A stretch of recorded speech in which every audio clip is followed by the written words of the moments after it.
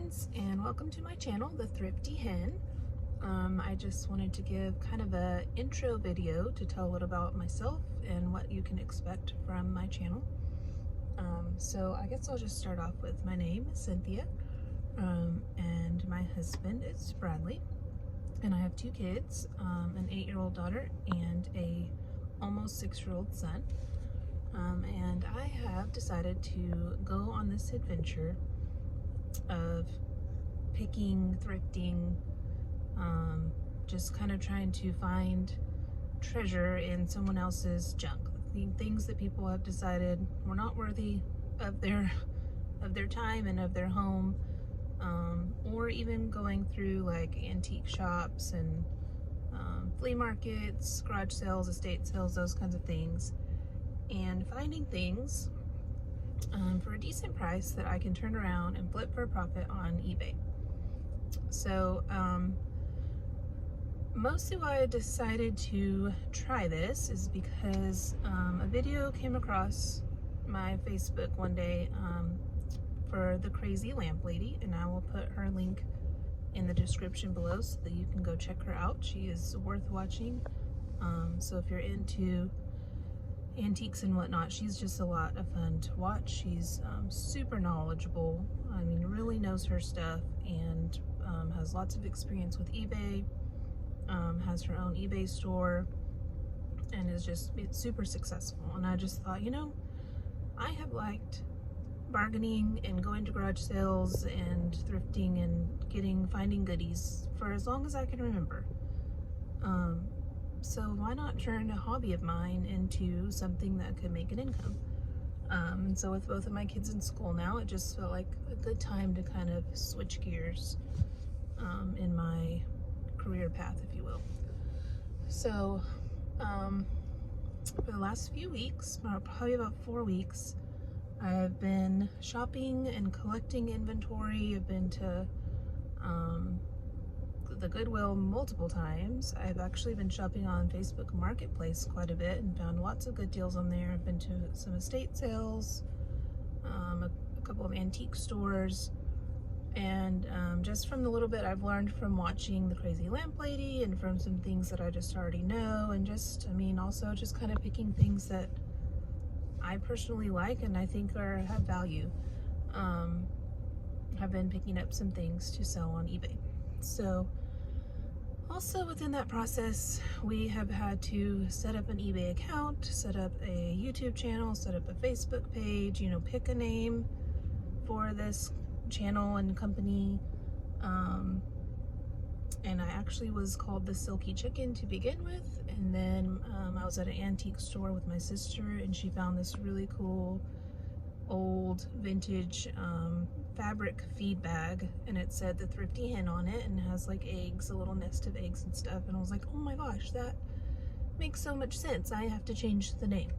So now it is the Thrifty Hen, and I can kind of get in more into like why chicken related on another video. Just know that I love chickens, and cats and all other animals probably, but chickens and cats are at the top.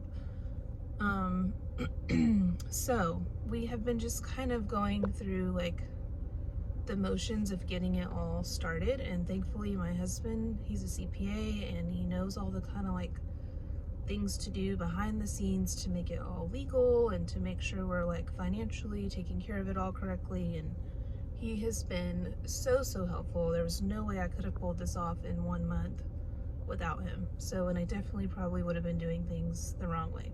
So super grateful for him. So anyway, that's about me. And then kind of I've been like back and forth on whether or not to have a YouTube channel, in all honesty. I've never been one to want to be behind a camera. That's partially why I am in the car doing this, so that I can be by myself and not feel just like watched by anybody and everybody that's around me. And honestly, like, I mean, most of my videos is what I'm thinking is that I will be similar to the crazy lamp lady, is that I'll take you into the stores with me and video, you know, what I'm looking at, how I'm determining whether or not it's good for eBay, how much I'm spending on each item, And then eventually I can go back and show you how much I earned on eBay off of these things, whether or not it was good, whether or not it was a bad purchase and I should never do that again, like all the ins and outs of it. So I'm just thinking kind of my channel will just be more like how to do eBay as I learn to do it, and how to determine what is valuable as I learn to do it. And part of that is knowing like antiques and the marks on the bottoms of things, but also part of that is just keeping up with the eBay community and what they deem to be valuable, because just because I like it doesn't mean anybody on eBay gives a flip about it. So there's lots of things that I'll come across eBay that have sold for hundreds or thousands of dollars, and I'm like, what? Why? I don't understand. And I'm going to give you an example of that in just a moment. So I'll have some links in the description for my eBay page and my Facebook page. So that's kind of the thought behind this channel for now. And we'll see how it goes. So just wanted to give you a quick story from this last week. So me and my kids went to an estate sale after school probably a week and a half ago-ish. And it was an estate sale just ran by the family. It wasn't ran by a company, and I feel like the companies kind of know what's valuable and what's not. And so that's kind of a different experience. But then it was also the last day, and they were just ready to move stuff out. So we went in, and we were just kind of like gathering things up and making a big old pile. And it was just like, who cares if it's like, I didn't have to like research if things were valuable on eBay or not, because it was like $1 or free or $2. I was like, just make a pile and we'll figure it out later. So definitely there are things in that pile that I've already like put into the Goodwill box or the garage sale box. Like those were not good enough for eBay. But it turns out there was a vase, I think is what we're calling it, although it has a handle and like a little spout, like it's a pitcher. And it's pretty-ish. It's floral, it has flowers all over it. I'll show it to you in a minute. And so I pick it up and I kind of look at it at the estate sale, and I'm like, oh, it's cute. Like, I mean, maybe like $15, $20, somebody will buy this, and I'm paying $1 for it. Like, honestly, I think it was free, and I just said that I paid $1 for it in my inventory that I'm keeping up with. So I put it on eBay for a 10-day auction. Oh, and I should say, I did flip it over, and on the bottom it says hand painted, and it says Nippon. And from the crazy lamp lady, I knew that Nippon, like that just kind of like rang a bell in my head of like, I'm pretty sure that's something important. And then hand painted or signed, like those are always perks when you're finding a vintage item. So I'm like, okay, this has two good things going for it. So we put it up on eBay, and let me just show you guys this thing. So here it is. It's got like a gold rim on top. And honestly, you guys, I thought it was ceramic. That's how I listed it, as ceramic. So it turns out, here, let me show you these flowers. So on day 3 of this 10-day auction, it was up to $70. And me and my husband are like, oh my gosh, $70 is amazing. Like, I only paid $1 for it. We're about to get 70 bucks. This is really exciting. And so we're thinking like, probably most of the bids will come in on day 10, and we might even get like $100 out of it. Super excited, you know, really pumped about it. So, day 10 rolls around, and you know, it's kind of like that last hour of bidding, and I'm at work, and my husband works from home, so he's kind of like watching it, and he starts sending me text messages like, it's gone up, and people are bidding on it, and it's up to, you know, $300 or whatever. And I'm like, oh my gosh, this is crazy. And I'm like getting an adrenaline rush, and I'm shaking. I'm like, this is insane. And the whole time I'm thinking like, this is too good to be true. There's no way it's too good to be true. I mean, there is spammers on eBay, and like we had already been hit with some spam. And so I'm just thinking, like, there's no way, right? Like, something's not right. So this thing gets up to $611 at the final bid. Like, was the cutoff. So we're like freaking out. Oh my gosh, this is crazy. This is like basically covered all of the inventory I've bought so far. Super pumped. And then like moments later, I get a message on eBay. And so I text my husband, I'm like, I'm afraid to look at that message. So he goes and reads it, and he's like, yeah, it's bad. The last guy that bid is saying that he needs us to cancel the order. He typed in the wrong number. So I'm like, are you kidding me? Like, that's... So I'm not gonna go down that, but I was very frustrated, like, because there was 7 bidders total. So I'm like, one of those had to have been a legit bidder, and now this guy like ruined my first auction and ruined me getting paid for this thing. So I'm like super frustrated. Fortunately, my husband really took care of it. So I guess you can defer it like to the next highest bidder. You can like offer it, and so we offer it to the next highest bidder, and it was a guy that we had kind of already been in contact with because he was interested and had just flat out offered $100 for it. But since the auction was already going, like eBay wouldn't allow us to do that. And I mean, it's a good thing we didn't, but it wouldn't allow us to do that. We didn't know how to do that. So we're like, sorry, you're just gonna have to bid on it and see how it goes. So we offer it to this guy. And this guy lives in Japan. And he's like, well, the other guy's right. It did get kind of too high up there. If you'll go ahead and pay for the shipping, then I'll pay the 530 for it, or whatever it was. 535, I think. And so we're like kind of back and forth on it, because we're like, it still felt like kind of like, well, we don't really know how that works if we pay for shipping outside of the eBay. Like, there's no like paper trail of it. So we messaged the guy back and we're like, hey, you know, we're gonna relist it as a buy it now, so there's no auction on it, for $535 instead of $611, and then set up international shipping so that you can pay for the shipping and still get the lower bid price. And he did it. He sent in his money, and and it sold. So super pumped again. Definitely a confidence builder for all of this adventure that I'm on and trying to figure out if it's going to work out or not. Super shocked that this very simple vase sold for that much money.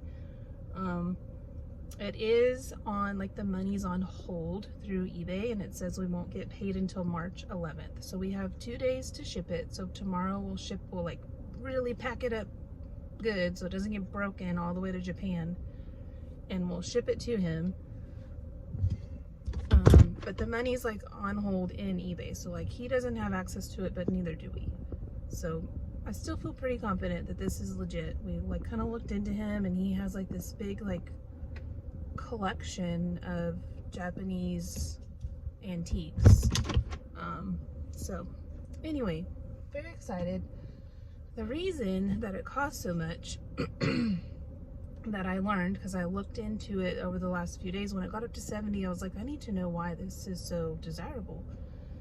And so it turns out Nippon means Japan, but US Customs, I believe in the 1920s, if anybody knows if that's not right, please correct me in the comments, but I believe in the 1920s, US Customs said no more putting Nippon on there. We want to see it in English. It needs to say Japan. And so everything says made in Japan now. So that's how you know it's old and vintage, is that it says Nippon, and it's like a stamp. It's not like a little sticker. So I guess the other thing about these, it's porcelain, not ceramic. And then I don't know if y'all can see on here the like texture on there. I mean, it kind of has like a burlap type texture on there. It's called tapestry. And so all these different vases that they would hand paint in Japan, I mean, they're all, I was trying so hard to find one that looked like this, and I just could not find one. They were all so drastically different. And so just one of the methods that they used was this tapestry, where they put a piece of fabric on there and would paint it and then fire it in the kiln, and it would like leave behind that texture on there. And so there's other kinds that are like, I think it's Moriage, I don't know how to say it. But it's like all this like detailed, I don't even know, it's like if you used puff paint. It's the best way I can describe it. And so it's kind of bumpy and textured, and so it's like they have all this detail around the bottom, or like little dots all over it, or on the top, and very, very pretty. And definitely these people took their time, and all very unique. So I can see now why it was desirable. I just had no idea, no clue. So needless to say, first auction, well, technically second auction, first sale on eBay, big money, super excited. So we will continue down this road on our adventure to find things to flip for profit on eBay and see how it goes. And I am going to do my best to be super transparent about how much it cost, how much I sold it for, if it had to go to the garage sale pile, because I realized later, like, that was a dumb purchase.